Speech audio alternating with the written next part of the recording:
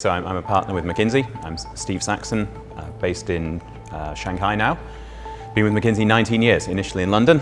Then I spent 7 years here in Singapore, and I've spent the last 7 years in Shanghai. And I lead our work in Asia on shipping and ports. Yeah, so shipping, like all industries, is obviously being disrupted and needs to change by digital. But it's not being completely destroyed. It's not like the music industry, which completely changed, or the entertainment industry, which completely changed. As the world develops and grows, it's still going to need shipping, and it's still going to need container shipping. We see continued growth in trade. There's still going to be a need for physical ships and physical movement of goods. That said, it needs to be absolutely top of the priority list for all companies, all container shipping companies, to make sure they continue to own the customer, and that customer relationship is not taken away by other intermediaries or new startups. The risk for the container lines is they become the dumb pipe of the industry. So many argue that shipping has had an easy ride for a long time, especially around environmental regulation. And obviously there's a big topic on this agenda around IMO 2020, so improving the level of sulfur in the fuels. Frankly, that's the easy bit.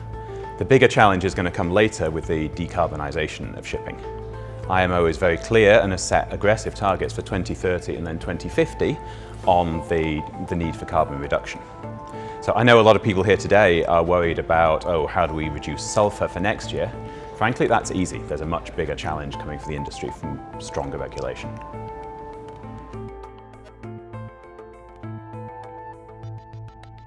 So all these players have a large amount of data, and they're all going to win in different ways. The ports themselves can use the information from the container lines, from the truckers, from the railroads to improve their own operations. The container lines have information from the customers as well, can use that again to improve their own internal operations. But where the benefit's really going to come from is integrating all of this together. So the industry is woefully inefficient. We estimated $30 billion worth of value destroyed just by the companies not exchanging information with each other. So, for example, the port doesn't know when the ship's going to arrive. The truck doesn't know when the cargo's ready. The terminal doesn't know that the railroad is delayed. So all of these miscommunications lead to a lot of inefficiency in the industry. So actually, yes, each of them is going to win in their own way, but the real win is going to be how do we try and bring all this together. And that's what several players in the industry are trying to do with common platforms and blockchain technologies, for example. Well, the first one, there's very definitely a short-term issue, and that's the trade wars. And I don't think we have any particular projection on where that goes, but that leads to rapid shifts in the trade. Now, the good news is trade is still growing globally, but it's on particular routes and it's in particular ways. So I think the first one is being quick and nimble to adapt to whatever changes in the trade patterns there are. The second one would be making sure that they can comply with the IMO 2020 requirements, and as much as possible do that in a way which is cost effective, especially at the transition next year. I think looking over a 5-year horizon, increasing regional trade is going to be a key factor.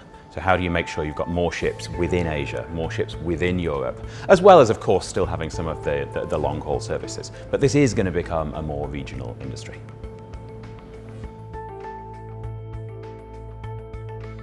Well, I think one of the strongest things about events like this is that it brings together all the different components of the industry. So you've got ship owners here, you've got brokers, you've got financiers, you've got shipping lines, you've got terminals. And as I mentioned in a previous answer, the benefit of the industry is going to be working together. How do you build common platforms? How do you get comfortable with sharing information with each other to try and remove the overall inefficiency? And that's why I think debates like this are critical.